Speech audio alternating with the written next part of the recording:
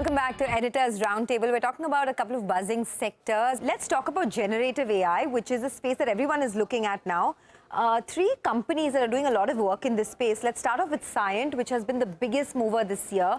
Now, Cyient has teamed up with Microsoft to drive innovation using generative AI. They already have successive tools in this space like Cyfast, which is an AI-powered test automation platform, and Cyarc, which helps regulatory experts by bringing a 40% reduction in their time and cost using AI technology. Now, we spoke to the company. Remember, the stock is up 185% year to date. The company said that there are many use cases in generative AI. There are a lot of opportunities around documents to be automated, and they maintain a very healthy growth of 15 to 20% in their revenues for FY24. Happiest Mind is the other company that we're looking at, which is doing a lot of work in this space. They have set up a new business unit focused specifically on generative AI, and they are targeting generating 20% of their business from generative AI in the next 5 years.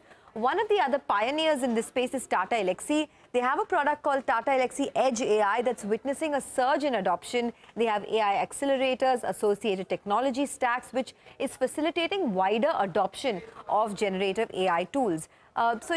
These are some companies, of course, that have had great returns in the past. But Mihir, my question to you is this. Many of these IT companies are, looking at generative AI as a big tool for cost reduction and better technological advancement as well.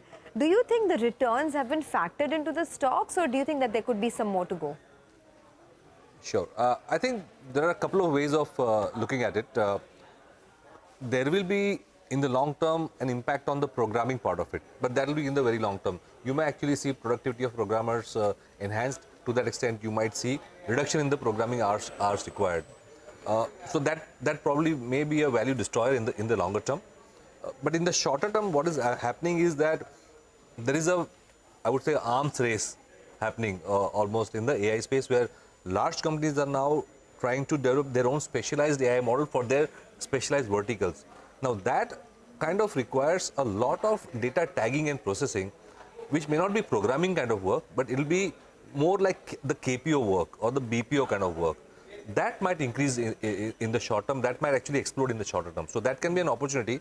The only constraint will be training the number of people required to tag these gigabytes, terabytes of data, and tagging and sorting the data to train the AI models. So that's a big emerging opportunity which some of the smaller cap companies. But do you think for exploit. companies like InfoEdge, where there is, IT services, the hiring business has been sluggish for a while, yes, or maybe Teamlease even, right? Staffing, for that kind of business, you think it's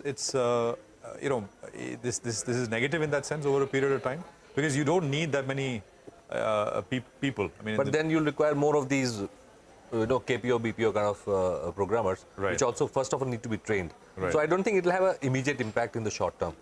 InfoEdge, of course, has got Zomato. In terms of big themes to watch out for in 24, given that the Fed might cut rates by at least 75 to 100 basis points, earnings have been quite resilient in India.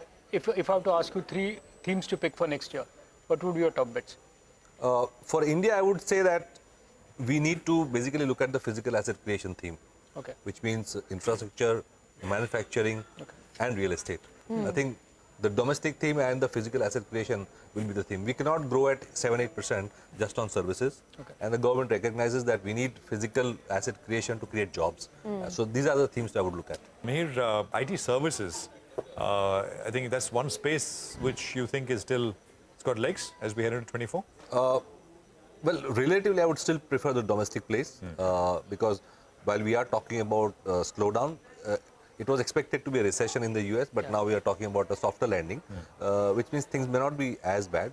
But the thing is that I don't really see upgrades coming in yet in the IT services space, which means that it will be more business as usual, high single digit or low double digit kind of growth.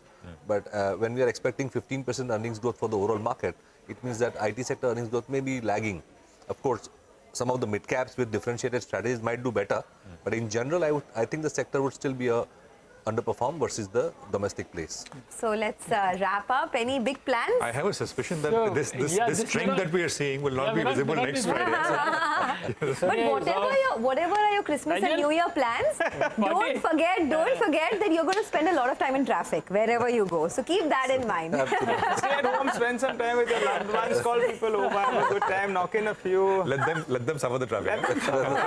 and give them good entertainment when they come home. So, and good malt. Okay, guys, Merry Christmas to all our viewers. Have a great one. We'll be back with you next week. Maybe some of us will be back with you the week after. So have a good one. Thanks for watching.